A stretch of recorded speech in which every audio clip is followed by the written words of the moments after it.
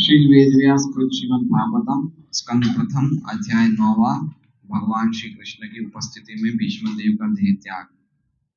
श्लोक संख्या 18। अनुवाद एवं तात्पर्य। कृष्ण कृपा मूर्ति श्री श्रीमद् अभय चरणारविंद भक्तिवेदांत स्वामी प्रभुपाद द्वारा। एष वै भगवान साक्षात् आद्यो नारायण पुमान् मोहयन् मायया लोकं गूढ़श्चरति वृष्णिषु।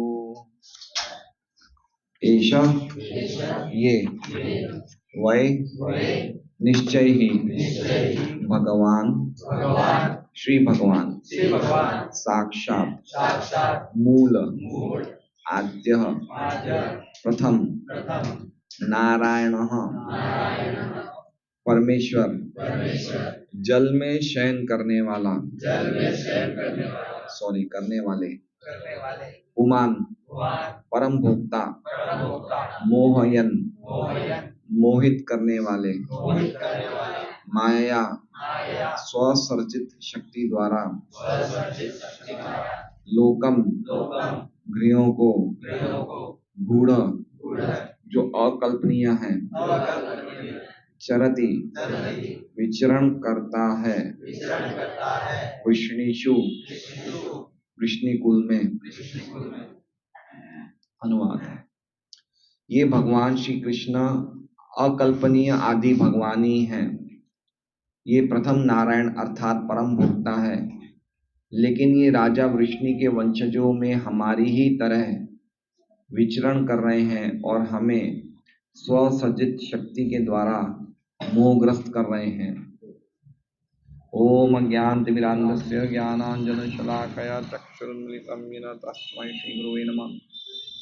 नाम श्रेष्ठम् अनुमपि शचिपुत्रमत्र स्वरूपं रूपं तस्यागतरं कुरुपुरीं माथुरीं गोष्ठवाटीं राधाकुण्डं गिरिवरम् अहो राधिका माधवासां प्राप्तो यस्य कृपया श्रीगुरुं तं नतोऽस्मि। वन्देऽहं श्रीगुरोः श्रीयुतः पदकमलं श्रीगुरुं वैष्णवांश्च श्रीरूपं सद्गुणजातं सैगण्डगुणान्वितं तं सजीवं साद्वैतं सावधूतं परिजनसहितं कृष्णचैतन्यदेवं श्री राधा कृष्ण पादान सैगण ललिता श्री विशाखान्वितांश।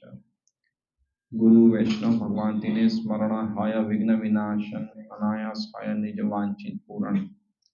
हरे कृष्णा कृष्णा कृष्णा हरे हरे हरे राम राम हरे हरे। तो श्रीमद् भागवतम में भीष्मदेव से अब रहा नहीं जाता है। रहा नहीं जाता का अर्थ क्या हो गया कि हमने अभी 4-5 श्लोकों की श्रृंखला में देखा कि वो डायरेक्टली कृष्ण नहीं बोल रहे थे, है ना। जैसे हमने देखा, सबसे पहला श्लोक पढ़ा था, मेरे धर्म के बाद सर्वम कालकृतम मन्ये, मैं मानता हूं कि सब कुछ काल के द्वारा किया गया है। ये हमने पढ़ा था। और उसके बाद हमने ये सुना कि भीष्मदेव कह रहे हैं कि काल की प्रभाव बड़ा आश्चर्यमय है। नहीं तो ऐसा कैसे संभव है कि धर्मपुत्र युधिष्ठिर जिनमें धर्म का बल है, भीम जिसपे शक्ति का बल है, अर्जुन जिसमें युद्ध नैपुण्य का बल है, गांडीव जिसमें सभी शस्त्रों की संपदा है, और साक्षात परमेश्वर कृष्ण जिनके मित्र हैं, जिनके शुभ चिंतक हैं, उनके जीवन में ऐसी विपत्ति आ सकती है। ये भी सुना था हमने। और तीसरा था जब भगवान विष्णुदेव कहते हैं कि कोई भी व्यक्ति इनकी योजनाओं को नहीं जान सकता। कोई भी व्यक्ति इनकी योजना को नहीं जान सकता। यहाँ तक कि बड़े बड़े कवय, ब्रह्मा शिव जैसे बड़े बड़े जो पंडित हैं, ज्ञानी हैं, शास्त्र को जानने वाले हैं, वो भी अगर समझने का प्रयास करते हैं भगवान की योजनाओं को, तो वो भी मोहित हो जाते हैं। और फिर हमने परसों पढ़ा था, इसलिए सबसे अच्छा है कि हम तुम्हारे जीवन में जो कोई भी युधिष्ठिर सुख दुख आए हैं, उसे भगवान की योजना ही समझो और उनकी इच्छा के अनुसार राज्य का पालन करो। हे नाथ, क्योंकि ये सब अनाथ है। इसलिए हे प्रभु तुम सामर्थ्यवान हो, तुम इन अनाथों की रक्षा करो, इनका पालन करो। इसलिए नाथ करके संबोधित करते हैं। हे नाथ, हे प्रभु, हे भरतर्षभ, 3 नामों से युधिष्ठिर को संबोधित किया जाता है। अब हम देखेंगे इन 4-5 श्लोक जो हमने अभी कहे, इसमें कहीं भी कृष्ण का सीधा साधा गुणगान नहीं है। सीधा साधा मतलब समझ रहे, डायरेक्ट गुणगान नहीं है। कहीं पे ये बताया कि सब कुछ काल के द्वारा किया गया है, कहीं पे ये बताया कि इनकी इच्छा कोई नहीं जान सकता है, कहीं ये बताया गया कि सब कुछ देव तंत्र में होता है, सुख दुख देव तंत्र में आते हैं। अब भीष्म से रहा नहीं जाता है, तो सीधा ये कहते हैं एष वय। एष मतलब वो जो है, वह मतलब निश्चय ही साक्षात भगवान है। अब सीधा कृष्ण के तरफ हाथों का इशारा करते हुए कहते हैं कि ये जो व्यक्ति है, ये साक्षात क्या है? साक्षात भगवान है। साक्षात का अर्थ क्या हम समझेंगे। तो 4 डेफिनेशंस भगवान को दे रहे हैं इस श्लोक में। सबसे पहला साक्षात भगवान, दूसरा आद्यो नारायण, ठीक है, और तीसरा पुमान, और चौथा है मोहन मायालोकम गूढ़स चतति वृष्णिषु, कि वो लोगों को मोहित कर रहे हैं अपनी माया शक्ति के द्वारा। 4 प्रकार से भगवान को बताया गया है। कौन कौन से 4 प्रकार? साक्षात भगवान, आद्य नारायण, पुमान, और मोहयन मायालोकम गूढ़स चरति वृष्णिषु। तो अब हम देखते हैं श्लोक के अर्थ किस प्रकार से। एश, एश मतलब ये मतलब इशारा कृष्ण की तरफ कर रहे थे। ये वय, वय मतलब निश्चय ही, निश्चय ही,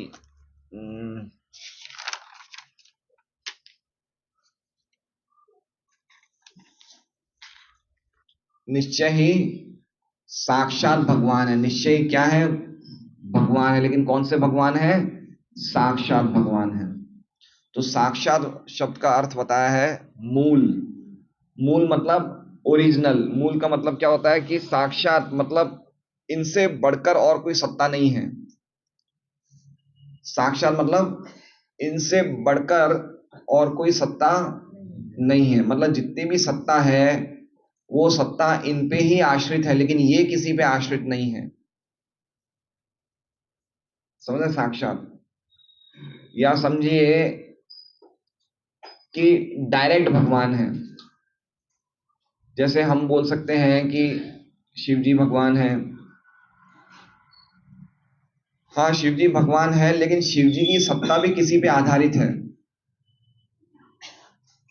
लेकिन कृष्ण साक्षात भगवान का अर्थ क्या है कि साक्षात मतलब कृष्ण को किसी और पे, कि कृष्ण किसी और पे आश्रित नहीं है। कृष्ण स्वयं भगवान, जैसे स्वयं बोल सकते हैं स्वयं भगवान, मतलब वो साक्षात। साक्षात मतलब एक तरह से समझिए कि वो सभी चीजों के कारण है, सब कुछ उनसे ही निकलता है।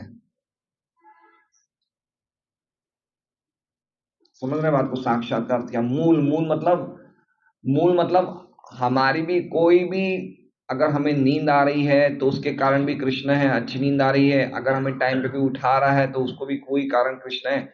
हर चीज के जो बेस कारण है, जो मूल कारण है, वो कृष्ण है। साक्षात का अर्थ हुआ ये सब साक्षात भगवान, श्री भगवान। आद्यो, आद्य मतलब प्रथम, प्रथम मतलब ओरिजिनल। ओरिजिनल मतलब सबसे पहले। जैसे जितने भगवान के विस्तार हैं, वो प्रथम, जो प्रथम भगवान है वो कृष्ण है। ज्यादातर हम लोग जब हम लोग भक्ति के मार्ग में नहीं थे तो हम सोचते थे कि विष्णु भगवान है, क्योंकि विष्णु के 4 हाथ हैं, और कृष्ण उनके अवतार है क्योंकि कृष्ण के 2 हाथ हैं। ऐसा मैं सोचता था कि सबसे बड़ी सत्ता विष्णु है और कृष्ण उनके अवतार हैं। लेकिन जब हम शास्त्र पढ़ते हैं तो हमें पता चलता है, विशेष रूप से भागवतम और गीता पे, गीता और भागवत पढ़ेंगे तब हमें पता चलेगा कि ओरिजिनल पर्सनैलिटी कृष्ण है। ओरिजिनल पर्सनैलिटी मतलब आदि भगवान कृष्ण है। कृष्ण से विष्णु का विस्तार होता है, ना कि विष्णु से कृष्ण का विस्तार होता है। देखा जाए तो दोनों में अल्टीमेटली डिफरेंस नहीं है, विष्णु तत्व ही है दोनों। तो ब्रह्म संहिता में कैसे बताया है कि जैसे एक मोमबत्ती से हम 100 मोमबत्तियों को जलाते हैं, तो 100 की 100 मोमबत्तियां और प्लस एक मोमबत्ती जिससे हमने 100 मोमबत्ती जलाई, 101 मोमबत्तियों का जो प्रकाश है वो बिल्कुल बराबर है, उसमें कोई कम ज्यादा नहीं है। लेकिन फिर भी एक ओरिजिनल मोमबत्ती जिसे सब जलाई गई है। तो उसी तरह से कृष्ण है, नारायण है, विष्णु है, राम है, इनमें देखा जाए तो कोई डिफरेंस नहीं है, सब विष्णु तत्व ही हैं। लेकिन फिर भी ओरिजिनल पर्सनैलिटी कौन है? कृष्ण है। इसलिए कहा है आद्य, क्या कहा है? आद्य अवतार, आद्य नारायण। और नारायण मतलब, नारायण का एक तो अर्थ ये होता है कि जो जल में शयन करते हैं, जैसा कि प्रभुपाद जी लिखते हैं, जल में शयन करने वाले। और एक अर्थ होता है नर के आयन, नर मतलब हम सभी नरों के, हम सभी लोगों के जो शेल्टर हैं।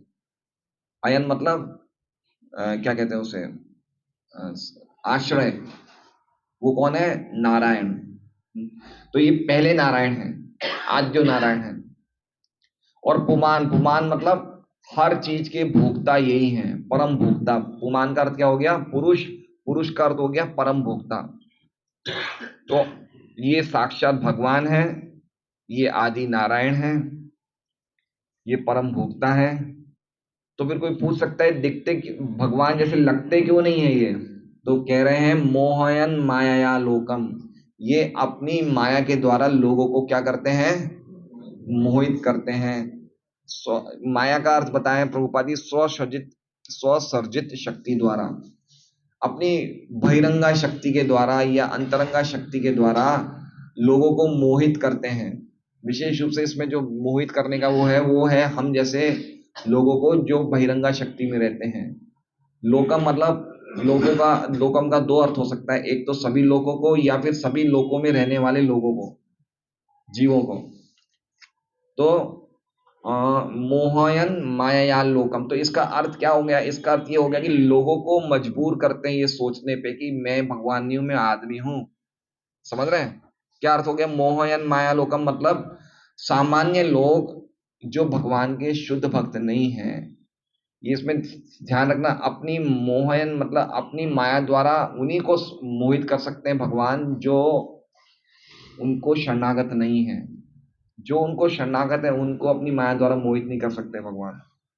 ठीक है, उनकी कृपा से, भगवान की कृपा से शरणागत भक्त समझ जाते हैं कि ये साक्षात भगवान है, कोई सामान्य व्यक्ति नहीं है। लेकिन जो सामान्य व्यक्ति है उनको भगवान मोहित कर देते हैं और उनको ये सोचने पे मजबूर कर देते हैं कि ये भगवान नहीं है, ये सामान्य व्यक्ति है। जैसे एक एग्जाम्पल के लिए हम देखेंगे, जरासंध का एग्जाम्पल देखते हैं। जरासंध के सामने जब तीनों आए थे, कौन तीन आए थे? भीम, अर्जुन और कृष्ण। तो जरासंध कहते हैं कि अर्जुन तो मेरे से बल में कमजोर है, तो मैं इससे नहीं लड़ूंगा, और कृष्ण तो ये गोला है, भागता फिरता है, मैं इससे नहीं लड़ूंगा। तो कैसे बोले वो ग्वाला है, भागता फिरता, डर के मारे भाग गया? क्यों? क्योंकि उनको भगवान मोहित कर रहे हैं ये समझने में कि सामान्य व्यक्ति है। ठीक है, जैसे बहुत जगह भगवान दुर्योधन के सामने हैं, लेकिन फिर भी दुर्योधन को समझने नहीं दे रहे हैं कि साक्षात भगवान है। अर्जुन समझ रहे हैं, दुर्योधन नहीं समझ रहे हैं, है ना? और भगवान की बोलने की स्टाइल इस प्रकार की कि सामने व्यक्ति मोहित हो जाता है कि कैसे बोल रहे हैं, कैसे बात कर रहे हैं ये। जैसे उद्धव जी को बोलते हैं भगवान द्वारका की लीलाओं में, जब एक दूत आता है भगवान के सामने कि आप अभी जरासंध के पास जाइए। जरासंध ने, अरे जरासंध नहीं, जरासंध के यहाँ पे जो 20,800 राजाओं बंदी थे, उन्होंने पत्र लिखा कि आप उनकी रक्षा करने जाइए। और एक तरफ महाराज युधिष्ठिर आपको बुला रहे हैं कि आप राजसूय यज्ञ में शामिल होइए। तो कौन सा काम करने पहला चाहिए? तो भगवान तो जानते हैं क्या करना चाहिए, फिर भी उद्धव से पूछते हैं कि उद्धव मेरी बुद्धि काम नहीं करे, तुम बताओ। तो भगवान इस प्रकार से एक्ट कर रहे हैं कि सामने वाला व्यक्ति समझता है कि वास्तव में मनुष्य है, ये भगवान नहीं है। ये भगवान की मतलब उनकी कोई बातों में इजीली उनकी बात मान लेता है कोई व्यक्ति। और भगवान को जैसे कहते हैं ना, हम बोलते हैं जैसे कोई सम्मोहिनी शक्ति होती है, हिप्नोटिज्म कर देता है कोई व्यक्ति, तो उस जैसा वो चाहता है वैसा होता है। तो भगवान इस प्रकार से मोहित कर देते सामने वाले को। जैसे एक एक भगवान शिव को मानने वाला एक असुर था जिसका नाम था वृकासुर, है ना। तो वृकासुर जो थे वो रोज अपने शरीर का एक मांस का टुकड़ा भगवान को चढ़ाते थे, शिव जी को। 1 साल तक चढ़ाते गए। फिर आखिर में जब तक शिव जी आए नहीं तब उनको लगा कि अब मैं अपना गला ही काट दूं। तो गला काटने के लिए उन्होंने तलवार निकाली। जितने में शिव जी आ जाते हैं, बोले क्या चाहते हो? बोले मुझे तो वरदान चाहिए कि मैं जिसके भी सिर पे हाथ रखूं उसका वो भस्म हो जाए। तो शिव जी बोले कि ठीक है, ले लो वरदान, क्या दिक्कत है। दे दिया वरदान। अब वो भागा शिव जी के सिर पे ही हाथ रखने के लिए। अब शिव जी बोले अच्छे चक्कर में आ गए हम तो। शिव जी भागते हैं भागते हैं भागते हैं, अल्टीमेटली भगवान विष्णु के पास आते हैं। तो विष्णु समझ जाते क्या चक्कर है। तो शिव जी के पीछे वृकासुर भी भाग रहा था। तो वृकासुर जब आया शिव जी से पूछे, तो शिव जी भगवान विष्णु उस टाइम मतलब उन्होंने रूप थोड़ा बदल दिया था, ऐसा कुछ था। तो वृकासुर कहते हैं शिव जी कहाँ हैं? बोले क्या बात है, बताओ तो सही कुछ। बोले ऐसे मुझे उनके सिर पे हाथ रखना है, उन्होंने मुझे वरदान दिया जिसके सिर पे हाथ रखोगे उसका नाश हो जाएगा, वो ही मर जाएगा। तो मैं शिव जी के सिर पे हाथ रखना चाहता हूँ। बोले तुम किसकी बात मान रहे हो? तुम शिव जी की बात मान रहे हो? बोले जब से दक्ष ने उन्हें श्राप दिया तब से उनकी बुद्धि फिर गई है, वो कोई की बात ही सही नहीं है। बोले तुम कैसी बातें कर, तुम शिव जी की बात मान गए? बोले खुद टेस्ट कर लो, अपने सिर पे हाथ रख लो, अपने आप पता चल जाएगा। और अगर तुम्हें कुछ नहीं हो रहा तो समझ लेना कि शिव जी ने सब फालतू मार देना शिव जी को। और वो तुरंत सिर पे हाथ रख ले तो तुरंत ही वही वही खत्म हो जाता है। आप समझे? तो बोलने का स्टाइल इस प्रकार से भगवान का कि सब व्यक्ति मोहयन माया लोकम गूढ़श्चरति। और किस प्रकार गूढ़ गूढ़ मतलब छुपे हुए, चरति मतलब भ्रमण कर रहे हैं, वृष्णिशु वृष्णि कुल में जन्म लेके भ्रमण कर रहे हैं चुपके से, लेकिन है वो साक्षात भगवान। ये भीष्म किनको बोल रहे हैं? युधिष्ठिर को बोल रहे हैं। ये देखिए, ये भागवतम की महिमा है। गीता जी में एक बार महाराज कह रहे थे, भक्ति चारू महाराज कह रहे थे कि गीता जी में भगवान अपनी अपनी इंपॉर्टेंस बताने के लिए थोड़ा शर्माते हैं। कोई व्यक्ति खुद की इंपॉर्टेंस कितनी बताएगा, अपनी महिमा कौन कितनी गाएगा। जैसे मान लीजिए अब हंस तो बोले मैं तो 3:15 बजे उठता हूँ, मैं ये करता, तो इनको मन में लगेगा कि मैं अपना घमंड क्यों कर रहा हूँ इतना। मन में इनकी भावना है कि मुझे इससे घमंड नहीं करना चाहिए। तो गीता जी में भगवान अपनी महिमा बोलते हैं तो उनको थोड़ा फील होता है, शर्म आती है कि मैं अपनी इतनी महिमा, मत्तः परतरम नारायण, मेरे से बढ़कर कोई नहीं है। तो भगवान ने अपने बारे में कम बताया है। कितना बताया है कि अपने बारे में कितना बोलेंगे तो कम बताया। लेकिन भागवतम में उनके शुद्ध भक्त पीछे रहते नहीं है बताने के लिए, बड़े आखुंड कब मैं कृष्ण की महिमा गाऊं। तो उसी प्रकार से भीष्म जो है अभी नहीं अस्य कश्चित राजन, उसकी कोई महिमा उसको जान नहीं सकता। तस्य, जैसे कल पिछले वाला श्लोक था ना, तस्य अनुवितो, उसकी इच्छा है समझो। तो अब उनसे रहा नहीं गया, तो उन्होंने फिर भगवान का सीधा नाम ले लिया, एष वै साक्षात भगवान आद्यो नारायण पुमान। तो इस तरह से भगवान के बारे में भीष्मदेव गुणानुवर्णन कर रहे हैं। ठीक है, अब हम देखते हैं अब ऐसा भीष्मदेव ने क्यों बोला, पिछले श्लोक से इसका लिंक क्या है। पिछले श्लोक में हमने क्या देखा कि वो कह रहे हैं कि तुम भगवान की आज्ञा को ही स्वीकार करो, सुख दुख को स्वीकार करो और भगवान की आज्ञा के अनुसार राज्य का शासन करो, लोगों की रक्षा करो।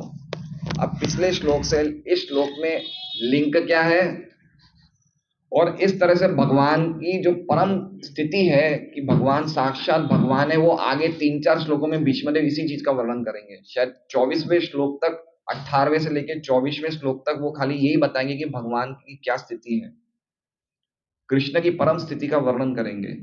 और पिछले श्लोक से इस श्लोक में लिंक क्या है वो विश्वनाथ चक्रवर्ती ठाकुर कह रहे हैं। अब जैसे पिछले श्लोक में कहा कि सब कुछ देवतंत्रम, सब कुछ भगवान पे आश्रित है, भगवान की इच्छा के अनुसार हो रहा है। तो अब विश्वनाथ चक्रवर्ती ठाकुर जी की तो जो भी टिप्पणियां होती हैं बड़ी जिसे कहते हैं विनोद वाली होती है। तो क्या कह रहे हैं, आप कैसे कह सकते हो कि सब कुछ कृष्ण पे ही आश्रित है और कृष्ण की योजनाएं कोई नहीं जान सकता। कृष्ण तो सामने ही खड़े हैं ना, बैठे हैं ना, तो उनसे ही पूछ लो। विश्वनाथ चक्रवर्ती ठाकुर क्या कह रहे हैं कि ऐसा ऑब्जेक्शन युधिष्ठिर ला सकता है। किसके ऊपर ला सकता है? भीष्म देव पे।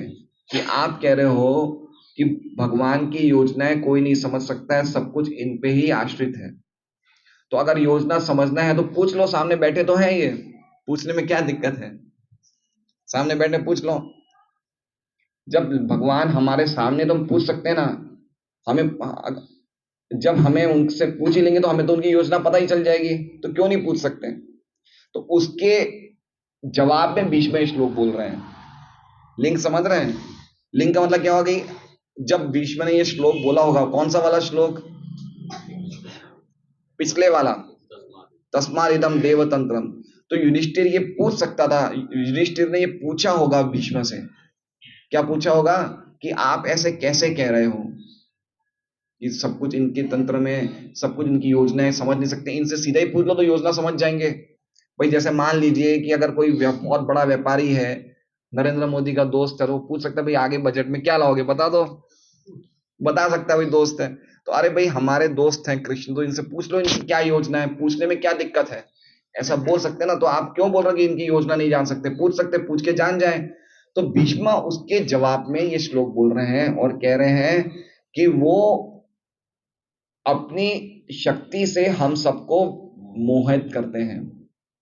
अगर भीष्म आगे क्या कह रहे हैं? अगर भीष्म आगे युधिष्ठिर को कह रहे हैं कि अगर मैं पूछ भी लूं भगवान को कि आपकी योजना क्या है, तो भगवान उसका सीधा जवाब नहीं देंगे। क्या बोलेंगे? उस चीज को छुपा के बोलेंगे, क्या मैं इतना बुद्धिशाली हूं जो बता सकता हूं? समझे? अगर भीष्म कह रहे हैं मैं पूछ भी लूं कि आपकी क्या योजना है, तो कृष्ण सीधा जवाब नहीं देंगे कि योजना मेरी क्या है, लेकिन वो पूछेंगे मुझे थोड़ी आता है, मैं इतना बुद्धिशाली थोड़ी हूं। इसलिए जो कुछ भी वो बोलेंगे मेरे प्रश्न में, वो सब चीज वो सबको विमोहित करने वाला होगा।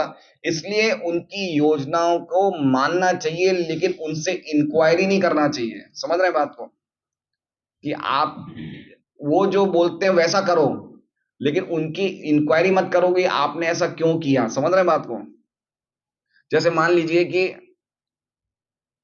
एक साधारण, अभी जैसे मान लीजिए सरकार ने एमएसएमई का कायदा लिया है, ठीक है?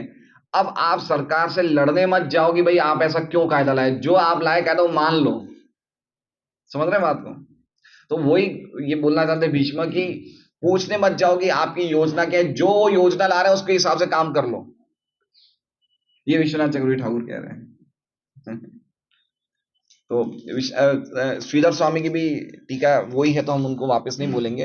अब आगे हम प्रभुपाद जी का तात्पर्य पढ़ते हैं। प्रभुपाद जी का तात्पर्य बड़ा तात्पर्य है, 2 पेज का तात्पर्य है।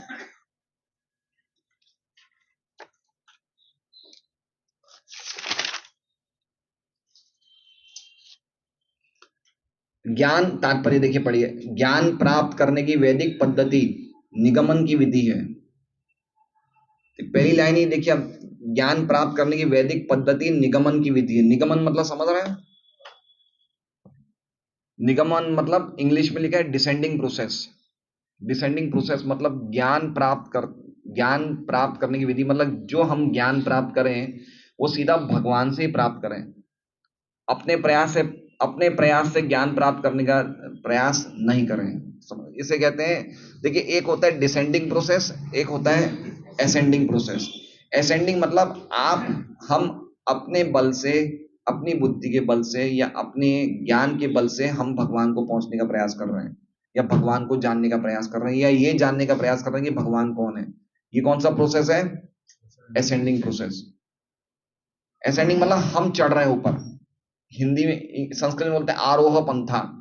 पंथा मतलब मार्ग, और आरोह मतलब आरोहण करते हैं ना, तो हिमालय पे आरोहण कर दिया, ऐसे हम भगवान को तक पहुंचने का हम मार्ग आरोहण कर रहे हैं। इसे बोलते हैं आरोह पंथा या असेंडिंग प्रोसेस। और इसमें क्या कहा है? निगमन की विधि मतलब अवरोह पंथा, मतलब नीचे उतरने की विधि। डिसेंडिंग प्रोसेस मतलब भगवान से जो ज्ञान आ रहा है उसके हिसाब से हम माने, ना कि अपनी सर्च करने जाए। पॉइंट समझ रहे हैं?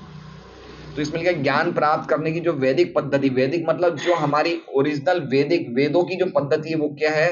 वो है अवरोह पंथा, आरोह पंथा नहीं। आरोह पंथा में हम गलत समझ सकते हैं। आरोह पंथा मतलब मान लीजिए कि हमें सूर्य यहाँ से दिखता है, हम सूर्य को देखते हैं सुबह सुबह तो हमें लगता है एक छोटा सा बॉल है, ये हम खुद अपने बल से प्रयास कर रहे हैं देखने का। लेकिन जब हम शास्त्रों से पता चलता है कि वो हजारों गुना बड़ा, धरती से बड़ा है। ठीक है, तो एक ज्ञान हमें किससे मिल रहा है? शास्त्रों से, कि वो बहुत बड़ा है धरती से, और एक ज्ञान हमने अपनी आंखों से लिया कि वो बॉल है। तो ये है जो हमने आंखों से ज्ञान लिया, वो क्या बोलते हैं? आरोह पंथा, अपने बल से हम ले रहे हैं ज्ञान, और एक हमने शास्त्रों से स्वीकार कर लिया। तो इसमें प्रभुपाद जी लिख रहे हैं तात्पर्य में, ज्ञान प्राप्त करने की वैदिक पद्धति क्या है? निगमन की विधि। अब ये बताइए कि पहली लाइन लिखने का ताल्लुक क्या है इस श्लोक से? श्लोक में तो भगवान की महिमा ज्ञान बताइए ना, भगवान साक्षात भगवान है, मूल नारायण है, आदि भगवान है। तो ये पहली लाइन का कनेक्शन क्या है इस श्लोक से? भगवान तो बोल ही नहीं रहे। ये श्लोक किसने बोला है? हाँ, साधु शास्त्र से ज्ञान प्राप्त करना चाहिए, वो बात सही है, लेकिन ये श्लोक का पहली लाइन से क्या ताल्लुकात है जो प्रभुपाद जी कह रहे हैं? आप पॉइंट समझ रहे हैं? तात्पर्य की पहली लाइन क्या है? ज्ञान प्राप्त करने की वैदिक पद्धति निगमन की विधि है। अब ये लाइन प्रभुपाद जी ने लिखी, तो उसका इस श्लोक से लिंक क्या है?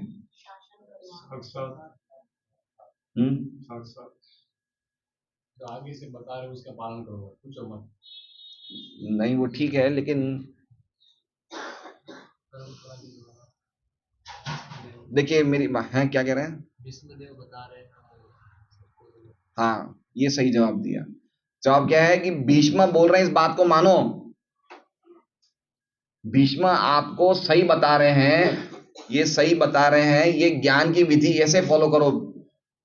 भीष्म बोल रहे हैं कि ये साक्षात भगवान है, तो आप भीष्म की बात को मानो, भीष्म अथॉरिटी है, इसलिए प्रोसेस लिखा है। ये पॉइंट लाइन क्यों लिखी है? ये मेरे हिसाब से आधे से ज्यादा तात्पर्य खाली इसी बात पे प्रभुपाद जी जोर दे रहे हैं कि हमें एक प्रॉपर अथॉरिटी को स्वीकार करना चाहिए। अथॉरिटी को क्या बोल सकते हैं हिंदी में? हैं? अधिकारी। प्रॉपर प्रामाणिक स्तोत्र से हमें जानकारी प्राप्त करनी चाहिए, है ना? तो इसमें भीष्म को बता रहे हैं, भीष्म की तरफ इंगित करते प्रभुपाद जी कह रहे हैं कि भीष्म अथॉरिटी है। भीष्म किनको बोल रहे हैं, किनको सुना रहे हैं ये सब बातें? युधिष्ठिर को, पांडवों को, और कोई आंसर? बड़े बड़े ब्रह्मांड से ऋषि मुनिगण सब आए थे वहां पे, खाली युधिष्ठिर पांडव कृष्ण नहीं थे। इतने बड़े बड़े लोग आए थे, हमने देखा था 4-5 पेज का तात्पर्य, कहां से ऋषिगण आए थे, उन सबको सुना रहे हैं। भीष्म अथॉरिटी हैं, भीष्म बोल रहे हैं, सब सुन रहे हैं चुपचाप, ये साक्षात नारायण है, ये आदि मूल भगवान है ये। इसलिए प्रभुपाद जी कह रहे हैं कि हम खुद ढूंढे कि भगवान कौन है, इससे अच्छा है कि उसकी व्यक्ति की बात मान लो। पॉइंट समझ रहे हैं? इसलिए बात बोल रहे हैं निगमन की विधि। निगमन की विधि मतलब वो ज्ञान है, भीष्म 12 महाजनों में से एक है, अगर वो बोल रहे हैं तो उनकी बात मानो। ये प्रोसेस में हमारा नुकसान नहीं है, हमें घाटा नहीं है, हम गलत नहीं जाएंगे। अपने प्रयास से करने गए ना तो गलत हो जाएंगे। ठीक है? वैदिक ज्ञान पूर्ण रूप से गुरु शिष्य परंपरा में आचार्य द्वारा प्राप्त किया जाता है। वैदिक ज्ञान पूर्ण रूप में से गुरु शिष्य परंपरा। अब ये बताया कि वैदिक ज्ञान, पहले तो बता दिया कि निगमन की विधि है। निगमन की मतलब भगवान से जो ज्ञान आ रहा है उसी को स्वीकार करो। तो भगवान किसको ज्ञान दे रहे हैं? आचार्य, चार गुरु शिष्य परंपरा बताइए, है ना? एक लक्ष्मी जी से आ रही है, एक नारद जी से आ रही है, एक शिव जी से आ रही है, एक ब्रह्मा जी से आ रही है। श्री संप्रदाय, ब्रह्म संप्रदाय, कुमार संप्रदाय और रुद्र संप्रदाय। ठीक है? इसमें प्रभुपाद जी लिख रहे हैं कि गुरु शिष्य परंपरा में आचार्य द्वारा प्राप्त किया जाता है, तो इनके परंपरा में हमें होना चाहिए, तो भगवान से हमें डिसेंडिंग प्रोसेस में नॉलेज मिलेगी इसी परंपरा में। ऐसा ज्ञान कभी भी मतांध नहीं होता है, जैसा कि अल्पज्ञों की सोच है। मतांध मतलब समझ रहे हैं? क्या मतांध का अर्थ क्या होता है? कि मतांध मतलब किसी के मतों पे कोई आश्रित नहीं है। जैसे मान लीजिए कि अब मान लीजिए कि एक एग्जाम्पल है कि स्वामी नारायण के पूरी दुनिया में इतने अनुयायी हैं, बहुत बड़ा धर्म है, तो ये सही है। मतों पे मतों पे अंधा होके हमें स्वीकार नहीं करना है, समझ रहे हैं? उसका बेसिस क्या होना चाहिए हमें समझना चाहिए। भाई कोई कहते हैं कि भाई ये तो इसके स्वामीनारायण के तो बहुत बड़े मंदिर हैं, बहुत सुंदर मंदिर हैं, यही भगवान होने चाहिए, सब लोग मान रहे हैं। ऐसे मत पे भगवान को स्वीकार नहीं किया जाता, या ऐसे मत पे ज्ञान को स्वीकार नहीं करना चाहिए। किसी ने बोला मान लिया, ऐसे नहीं स्वीकार करो,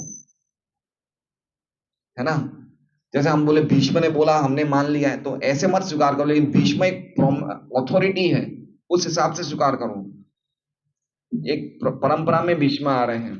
तो मतांतर क्या होता है कि हमें ये नहीं सोचना चाहिए भी कोई बोल रहा है तो मान लो, लेकिन वो व्यक्ति क्या अथॉरिटी है उसकी, वो देखना चाहिए हमें। वो कोई परंपरा में आ रहा है, कोई उसकी अथॉरिटी है, तो उसकी बात माननी चाहिए, ना कि हम किसी की भी बात मान लें। पिता की पहचान, अब ये देखिए प्रभुपाद जी का एग्जाम्पल दे रहे हैं, पिता की पहचान की पुष्टि करने की अधिकारिणी माता होती है, ऐसे गुह्य ज्ञान की अधिकारिणी वही होती है। ठीक है? अब बच्चे को कौन बताएगा ये तुम्हारे पिता है? सबसे बराबर सोर्स कौन सा, बराबर अथॉरिटी कौन सी है? माँ है ना? इसलिए 3 सोर्स हैं। हम क्या बोलते हैं? वेद माता, माता है कौन? वेद कौन है? माता है।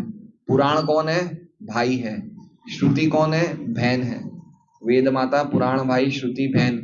माता भाई बहन तीनों कह रहे हैं ये तुम्हारे पिता हैं, ये तुम्हारे पिता, मतलब कृष्ण ही तुम्हारे पिता हैं, है ना? तो इसलिए कहने का आता है कि जैसे प्रभुपाद जी एग्जाम्पल क्यों दे रहे, जैसे एक छोटे बच्चे को ये बताने वाली ये तुम्हारे पिता है माँ है, माँ ही बिल्कुल सही जवाब दे सकती है। बच्चा अपने एक्सपेरिमेंट से प्रयास करने जाएगा पिता को ढूंढने, तो वो हमेशा नाकामयाब हो जाएगा।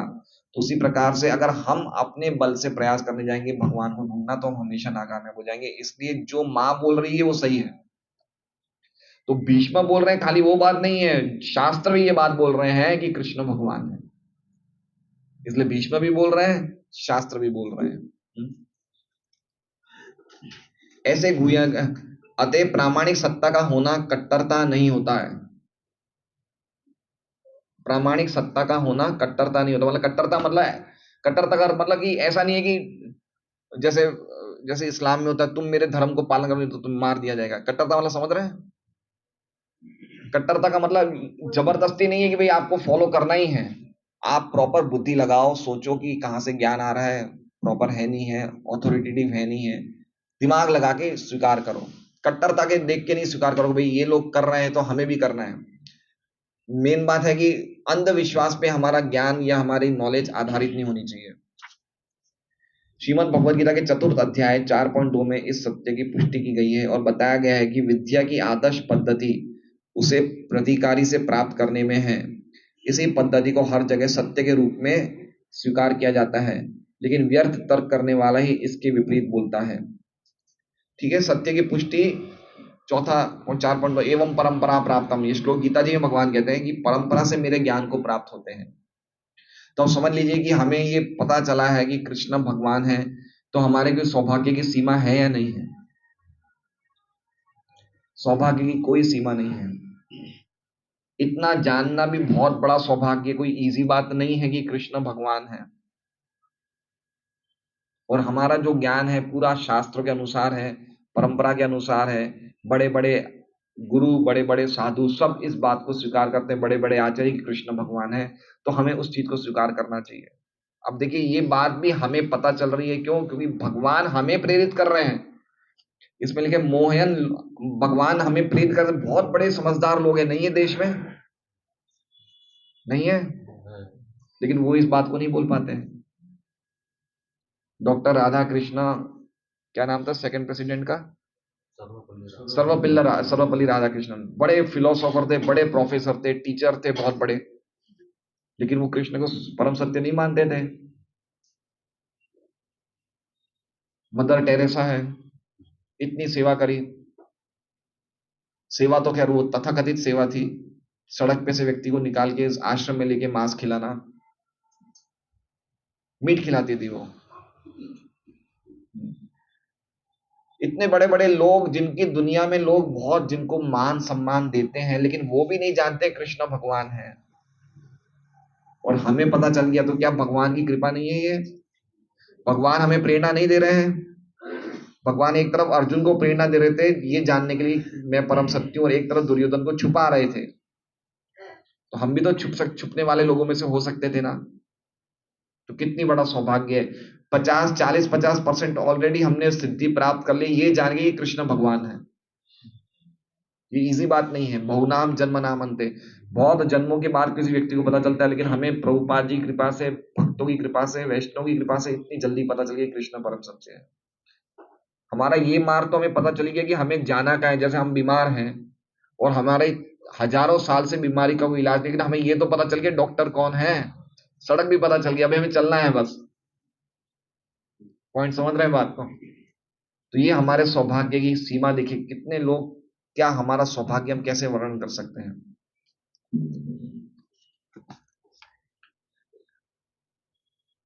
उदाहरणत आधुनिक अंतरिक्ष यान आकाश में उड़ते हैं, और जब वैज्ञानिक ये कहते हैं कि वे चंद्रमा की दूसरी ओर यात्रा करते हैं, तो लोग इन बातों को आंख मूंद कर स्वीकार कर लेते हैं, क्योंकि उन्होंने आधुनिक विज्ञानियों को प्रमाण अधिकारी के रूप में स्वीकार कर लिया है।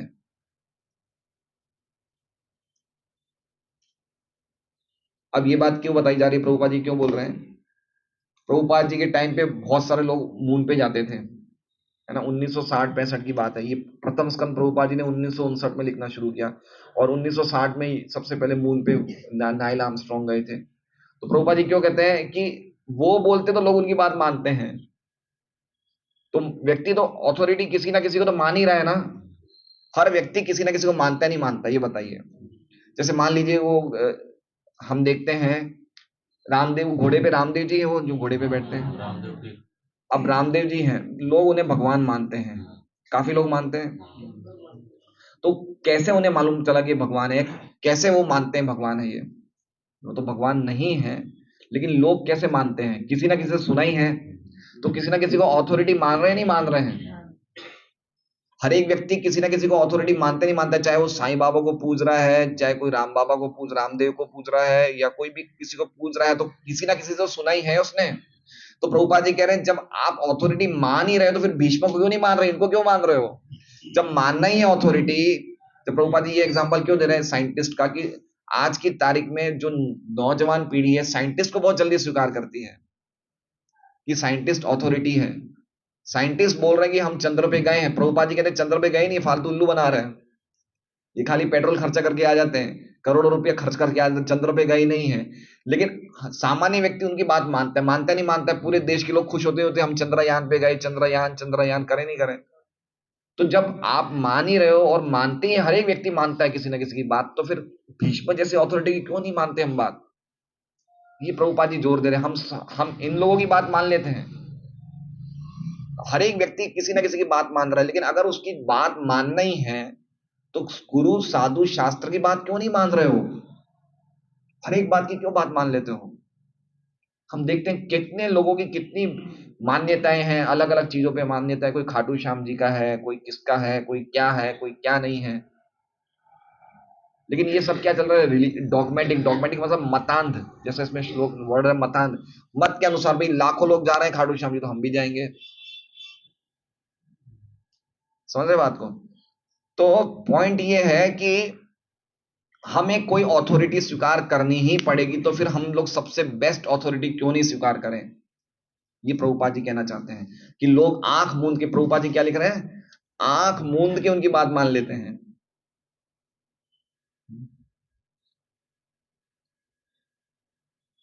ज्ञानी जन जो कुछ बोलते हैं सामान्य जन उस पर विश्वास कर लेते हैं।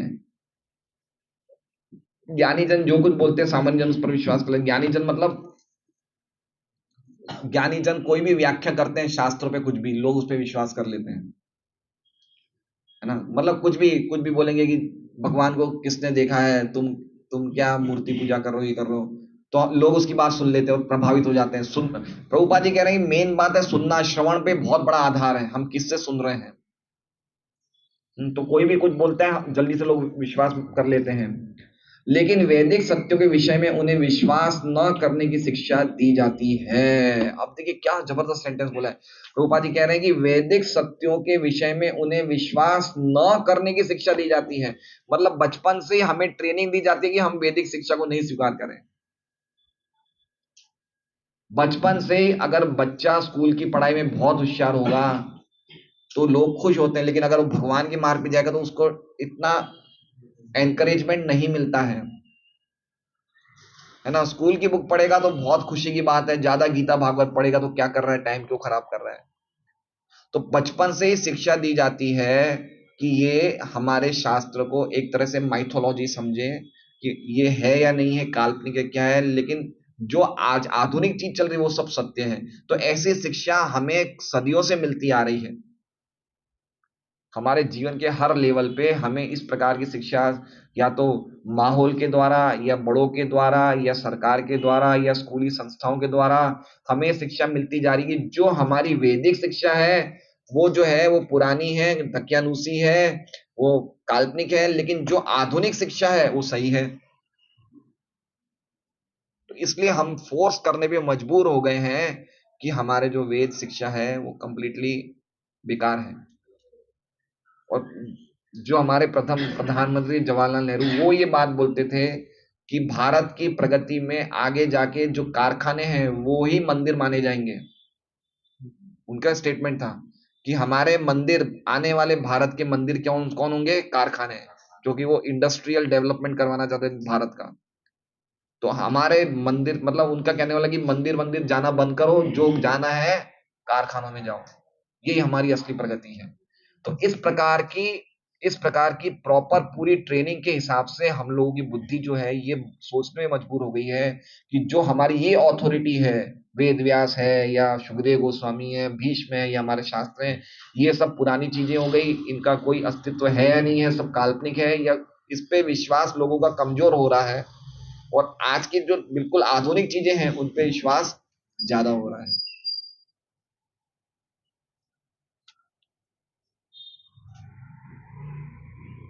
यदि वे उसे स्वीकार करते भी हैं तो वे उसकी भिन्न प्रकार से व्याख्या करते हैं। अब देखिए कोई लोग, अब प्रभुपाद जी क्यों लिख रहे हैं, कोई लोग गीता भागवत स्वीकार भी करते हैं लेकिन व्याख्या कैसे करते हैं, भिन्न प्रकार से, अपने मत से, कि भगवान तो है नहीं, भगवान का रूप नहीं है है ना, अपने मत से मीनिंग को चेंज कर देना। कोई भी अपने हिसाब से अपने अर्थ अर्थ के उसको इंटरप्रिटेशन कर देते हैं। प्रत्येक व्यक्ति वैदिक ज्ञान की प्रत्यक्ष अनुभूति करना चाहता है लेकिन मूर्खतावश वो इससे इनकार करता है। इसका अर्थ यह हुआ कि भ्रमित व्यक्ति एक प्रमाण अर्थात वैज्ञानिक पर तो विश्वास करता है किंतु वो वेदों के प्रमाण को अस्वीकार कर देता है। ये इसी का परिणाम है कि लोगों का पतन हुआ है। देखिए लोगों का पतन का कारण बता रहे प्रभुपाद जी। अब आगे प्रभुपाद जी कह रहे हैं यहाँ पर एक प्रामाणिक व्यक्ति द्वारा भगवान कृष्ण को आदि भगवान तथा प्रथम नारायण बताया गया है। अब देखिए प्रभुपाद जी कह रहे हैं कि अब यहाँ पे एक प्रामाणिक व्यक्ति है जो कह रहा है कृष्ण कौन है, क्या है, आदि भगवान और प्रथम नारायण।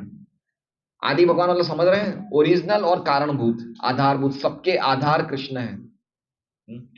प्रथम नारायण बताया गया है। आचार्य शंकर जैसे निर्विशेषवादी ने भी श्रीमद् भगवद गीता के अपने भाष्य के प्रारंभ में कहा है भगवान श्री नारायण भौतिक सृष्टि से परे है। मतलब प्रभुपाद जी एक अथॉरिटी को तो बता ही रहे हैं, कौन है अथॉरिटी, भीष्म, लेकिन भीष्म के साथ साथ शंकराचार्य जिन्होंने मायावाद का प्रचार किया था, उनकी भी बात बता रहे कि वो भी कृष्ण को ही मानते हैं।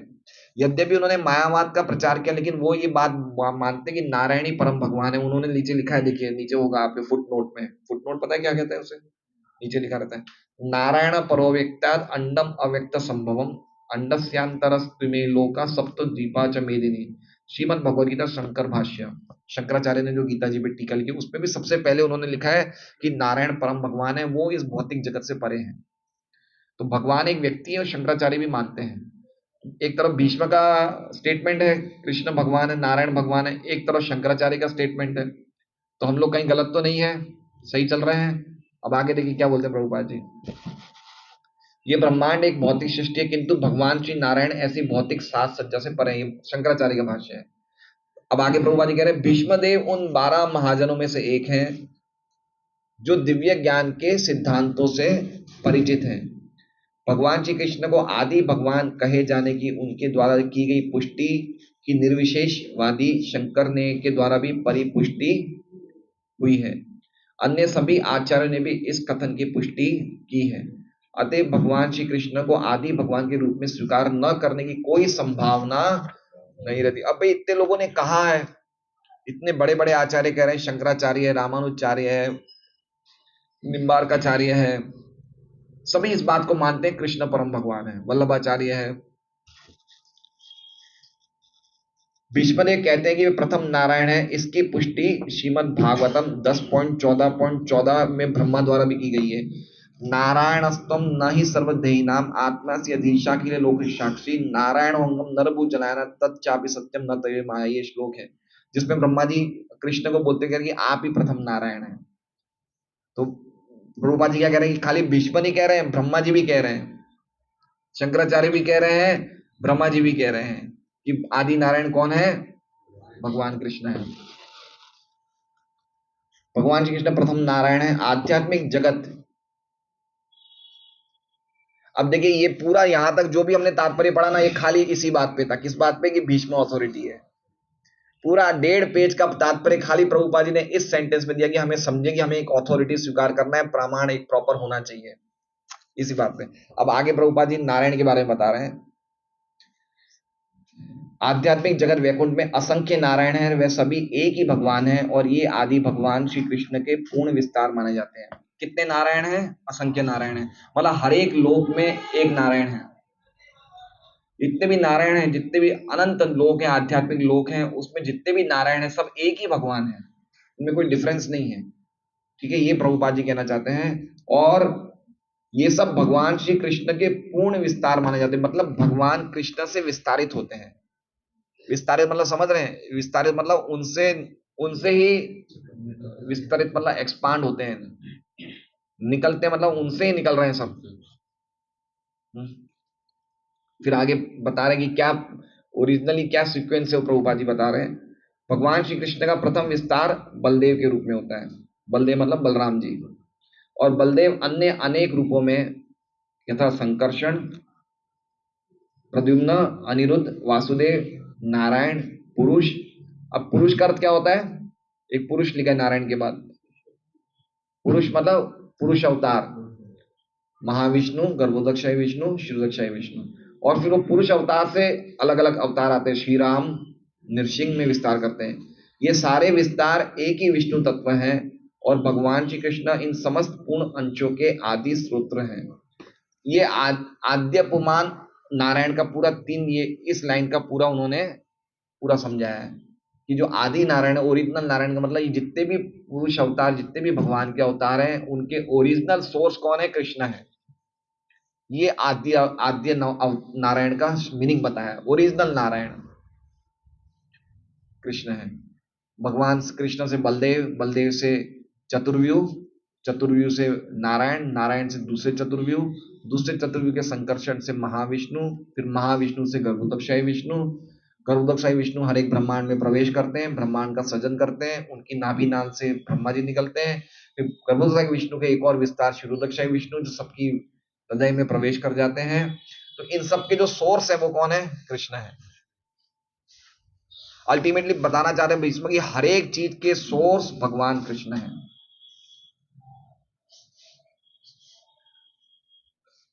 साक्षात मूल आद्य, इसका अर्थ यह है कोई भी चीज कृष्ण से स्वतंत्र नहीं है। जैसे एक व्यक्ति शिव जी को पानी दे रहा है, एक व्यक्ति शिव जी को पानी चढ़ा रहा है, तो ये गलत है क्या? ये गलत है, तो हम क्यों नहीं चढ़ाते हैं? माध्यम से भगवान बोलते हैं अल्टीमेटली वो भी मेरी सेवा। देखिए, कोई व्यक्ति शिव जी को पानी चढ़ा रहा है, कोई व्यक्ति गणेश जी को फूल चढ़ा रहा है, कोई व्यक्ति शनि महाराज के जा रहा है, कोई हनुमान जी के जा रहा है। ये चीजें गलत नहीं है, लेकिन जो उपासक है उसकी सोच है कि ये सब जो लोग हैं ये कृष्ण से स्वतंत्र है, वो गलत है, सोच गलत है। समझ रहे हैं? कोई व्यक्ति शिव जी को पानी चढ़ा रहा है लेकिन उसकी सोच में ये है कि शिव जी कृष्ण से बढ़कर है या शिव कृष्ण से स्वतंत्र है, वहां गड़बड़ हो गई है। शिव जी को पानी चढ़ाने में दिक्कत नहीं है। तो पॉइंट ये है कि हर व्यक्ति देवताओं की उपासना में जो एक गड़बड़ ये है कि व्यक्ति क्या सोचने लग जाता है कि यही देवता स्वतंत्र है। क्योंकि कलयुग में हमारी मति इतनी गिर चुकी है कि हम लोग जब कोई देवता को देखते हैं तो हमें क्या लगता है कि देवता ही भगवान है। अगर हमें विश्वास नहीं है तो कुछ समय हम खाली शिव जी के मंदिर में जाएं 1 महीने तक और शिव जी को रोज पानी चढ़ाएं, तो धीरे धीरे धीरे हमें क्या लगने लग जाएगा, शिव जी भगवान है। ठीक है, इसलिए प्रॉब्लम ये है। इसलिए हमारे जो आचार्य वो इस बात को जानते हैं कि व्यक्ति देवताओं की पूजा करने में दिक्कत कोई नहीं है। शास्त्र में लिखा है जिसको अच्छी पत्नी चाहिए शिव जी की पूजा करे, जिसको अच्छी पति चाहिए उमा की पूजा करे, जिसको अच्छा स्वास्थ्य चाहिए सूर्य देव की पूजा करे। तो शास्त्र में भगवान देवताओं की पूजा का वर्णन है, लेकिन हमारी सोच गड़बड़ है, हमारी सोच गलत है।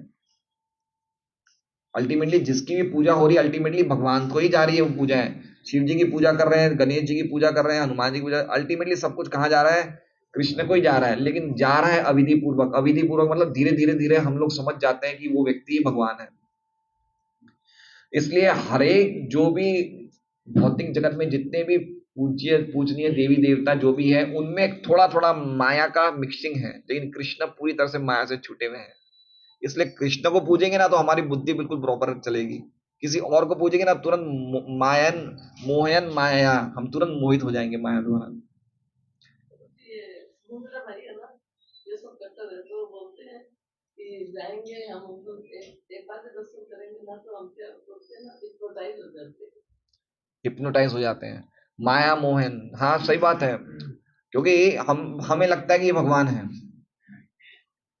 तो हम लोग, इससे अच्छा है कि हम मान लीजिए कोई अगर प्रशांत है 1 महीना शिव जी को पानी चढ़ा रहा है और शिव जी को पानी चढ़ा के क्या बोलता है कि आप मुझे कृष्ण की भक्ति दीजिए। ठीक है, आप मुझे क्या दीजिए, कृष्ण की भक्ति दीजिए। तो सही है गलत है, सही है। अब वो 1 महीने अगर ये नहीं करके अगर भागवत पढ़े तो उससे ज्यादा सही है गलत है, उससे ज्यादा सही है। समझ रहे बात को? अलग अलग लेवल्स होते हैं। अभी हम लोग जिस लेवल में हैं वो लेवल सबसे टॉप मोस्ट लेवल है, खाली उसको फॉलो करते रहना है प्रॉपर वे में, अपराध रहित होके। बाकी देवताओं की पूजा गलत नहीं है, लेकिन ये उन लोगों के लिए है जो कृष्ण को नहीं समझ पा रहे हैं, उन लोगों के लिए है जो कृष्ण की भक्ति में नहीं लगे, उन लोगों के लिए है। तो ये पॉइंट समझना चाहिए हमें। इन सबका जो मूल है वो कृष्ण है, सबका जो ओरिजिनल सोर्स वो है कृष्ण है। ये सारे विस्तार एक ही विष्णु तत्व है और भगवान श्री कृष्ण इन समस्त पूर्ण अंशों के आदि स्त्रोत्र हैं। अतः वे प्रत्यक्ष भगवान हैं, वे भौतिक जगत के सृष्टा हैं और वो समस्त वैकुंठ ग्रहों में भगवान श्री नारायण रूप में विख्यात अधिष्ठाता देव हैं। अतः मनुष्यों के बीच में उनका विचरण करना एक अन्य प्रकार की उलझन है। उलझन मतलब समझ रहे हैं? जब भगवान आध्यात्मिक जगत में रहते तो यहाँ पे आए क्यों है भाई? उलझन लगती है। ये भौतिक जगत में आने की आवश्यकता क्या थी भगवान की? उलझन का बोलने का अर्थ ये हो गया कि फिर हम लोग उनको समझते हैं हमारे जैसे ही व्यक्ति हैं। हम लगता है भाई उलझन बोलते हैं मतलब हमें लगता है कि और हमारे तरह जैसे व्यक्ति हैं, जैसे अवजानंती माम मूढ़ा 9वें अध्याय में गीता जी में, कि हमें क्या लगता है कि कृष्णा हमारे जैसे ही हैं। अतः श्रीमद् भगवद गीता में भगवान कहते हैं कि अल्पज्ञ जन उनकी गतिविधियों के रहस्य को जाने बिना उन्हें मनुष्यों में से एक मान बैठते हैं। कहा कहते हैं गीता जी? मैंने श्लोक बोला अभी, अवजानंती माम मूढ़ा। अब ये देखिए, अब प्रभुपाद जी ने इस तात्पर्य की पहली 2 लाइनें समझा दी है। ठीक है, हमने तात्पर्य पढ़ रहे हैं, अब आखिरी 2 लाइनें प्रभुपाद जी समझा रहे हैं तात्पर्य में। भगवान श्री कृष्ण के विषय में मोह का कारण उनकी अंतरंगी तथा बहिरंगा नाम की 2 शक्तियों का। ठीक है, मोहन एवं माया। अब माया क्या है वो बता रहे हैं भगवान प्रभुपाद जी। देख रहे कितना कितना प्रॉपर चलते हैं प्रभुपाद जी, बिल्कुल एक एक चीज बता रहे हैं, श्लोक का कैसे तात्पर्य बता रहे हैं प्रभुपाद जी। अब माया क्या है वो बता रहे हैं। भगवान श्री कृष्ण के विषय में मोह का कारण उनकी अंतरंगा शक्ति तथा बहिरंगी शक्ति नाम की 2 शक्तियों का, तटस्थता नामक एक तीसरी शक्ति पर प्रभाव है। तटस्थ शक्ति कौन है? हम लोग। तो हम पे दो शक्तियां प्रभावित होती है, या दो शक्तियां अपना अब हमें प्रभावित कर रही है। कौन कौन सी? अंतरंगा शक्ति और बहिरंगा शक्ति। अंतरंगा शक्ति मतलब भगवान की खुद की शक्ति, पर्सनल शक्ति, जो भगवान से कभी अलग नहीं होती है, स्वरूप शक्ति। वो क्या है? वो है हमें भगवान की भक्ति में लगे हुए। ये भगवान की अंतरंगा शक्ति के हम प्रभाव में तो रहना ही है। हमें भक्ति करने वाला हम स्वतंत्र नहीं हो गए। भक्ति का अर्थ क्या हो गया? हम भगवान की अंतरंगा शक्ति के प्रभाव में हैं। और जब हम भक्ति छोड़ देते हैं या भगवान को भूल जाते हैं तो हम किसके प्रभाव में हैं? हम भगवान की बहिरंगा शक्ति के प्रभाव में। हमें प्रभाव में रहना ही पड़ेगा, इसलिए हमारा नाम है तटस्था शक्ति। तटस्था मतलब तट पे हैं, या तो हम पानी में रहे या मिट्टी में रहे, हम लोग तट पे। ये हमारा हमारा ये वो है क्या, चॉइस है। हम या तो यहाँ रहे या यहाँ रहे। जीव उनकी तटस्था शक्ति के विस्तार हैं, अतः वे कभी अंतरंगा शक्ति द्वारा मोहग्रस्त होते हैं तो कभी बहिरंगा शक्ति द्वारा। अपनी अंतरंगा शक्ति के प्रभाव से भगवान श्री कृष्ण असंख्य नारायणों में अपना विस्तार करते हैं और दिव्य लोक में जीवों से दिव्य सेवा का आदान प्रदान स्वीकार करते हैं। अब ये जो वर्णन है ये कहाँ का बता रहे हैं? ये भगवान के धाम का। भगवान के धाम में कौन सी शक्ति चल रही है? अंतरंगा शक्ति। और अंतरंगा शक्ति में क्या कर रहे हैं हम लोग? हम भगवान की शुद्ध सेवा कर रहे हैं। भगवान सामने है, हम अपने शुद्ध स्वरूप में, हम भी भगवान जैसे ही स्वरूप में हमारा, हम भगवान से दिव्य आदान प्रदान प्रेममय भक्ति सेवा में कर रहे हैं। ये कौन सा है? अंतरंगा शक्ति का बता रहे हैं। और अपनी बहिरंगा शक्ति के विस्तार से वे भौतिक जगत में मनुष्यों, पशुओं या देवताओं के मध्य विभिन्न योनियों में जीवों के साथ विस्तृत संबंध की पुनः स्थापना के लिए अवतरित होते हैं। अब समझ रहे हैं ये बात? बहुत इंपॉर्टेंट बात है ये हमारे लोगों के लिए। हम लोग जिन्होंने भगवान से अपने संबंध को भुला दिया है, ठीक है, हमें वापस स्मरण कराने के लिए क्या करते हैं? भगवान भौतिक जगत में आते हैं और अलग अलग योनियों में प्रकट होते हैं। सुअर, पशु की योनि में, और क्या कहते हैं, जलचर योनि में, मनुष्य योनि में, देवताओं की योनि में, ऋषियों की समाज में ऐसे प्रकट होते हैं। क्यों प्रकट होते हैं? कि हमें वापस अपने संबंध को जो हमारा भगवान से है, अपनी लीलाओं के द्वारा, अपने संदेश के द्वारा वापस उसको पुनः स्मरण कराने के लिए बहिरंगा शक्ति के अंदर प्रवेश करते हैं, यद्यपि वो खुद बहिरंगा शक्ति से प्रभावित नहीं होते हैं। किंतु भीष्मदेव जैसे महाजन भगवत कृपा से उनके मोह से बच जाते हैं। अब ये किस बात पे लिखा है श्लोक में? कौन से श्लोक में इससे कनेक्शन है? भीष्मदेव जैसे महाजन भगवत कृपा से उनके मोह से बच जाते हैं, मतलब मोहन माया लोकम। तो इसमें भीष्मदेव नहीं आते। भीष्मदेव भगवान से मोहित नहीं, भगवान की माया से मोहित नहीं हो रहे। सामान्य व्यक्ति मोहित हो रहा है, लेकिन भगवान की कृपा से, भगवत कृपा से भीष्मदेव इस मोहयन से बच गए हैं। इसलिए वो सीधा पॉइंट आउट कर रहे हैं सब पांडवों को, सबको, कि ये साक्षात भगवान है, ये मोहित कर रहे हैं सबको, लेकिन वो खुद मोहित नहीं हो रहे, वो इससे बचे हुए हैं। तो बहुत बड़ा तात्पर्य था, लेकिन बहुत ही अद्भुत श्लोक है। तो इस प्रकार के 3-4 श्लोक में भीष्मदेव भगवान की भगवत्ता का वर्णन कर रहेंगे। हरे कृष्णा। श्रीमद् भागवतम की जय। वांछा कल्पतरुभ्यश्च कृपा सिंधुभ्येव च पतितानां पावनेभ्यो वैष्णवेभ्यो।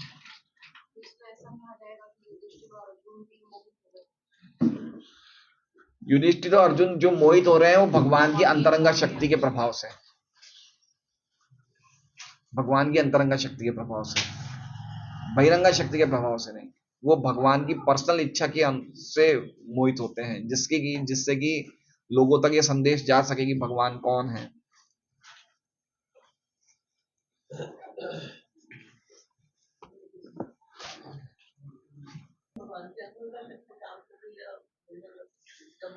जैसे ही हम भगवान को भूल जाते हैं तो हम भगवान की बहिरंगा शक्ति के प्रभाव में। माया और कृष्णा साथ साथ चल रहे हैं हमारे। जैसे हम गीता, भागवत, हरि नाम के द्वारा भगवान के संपर्क में, हम भगवान के अंदर, जैसे हम भूल गए तुरंत माया कैच कर लेगी। माया इतनी शार्प है, इतनी इतनी दुरत्या है कि हमें हमें पता भी नहीं चलेगा कि हमें कैच कर लिया मैंने। इसलिए प्रभुपाद जी कहते हैं always remember Krishna, never forget Krishna. हमेशा कृष्ण का स्मरण करो, ये करना चाहिए, और कभी मत भूलो ये नहीं करना चाहिए।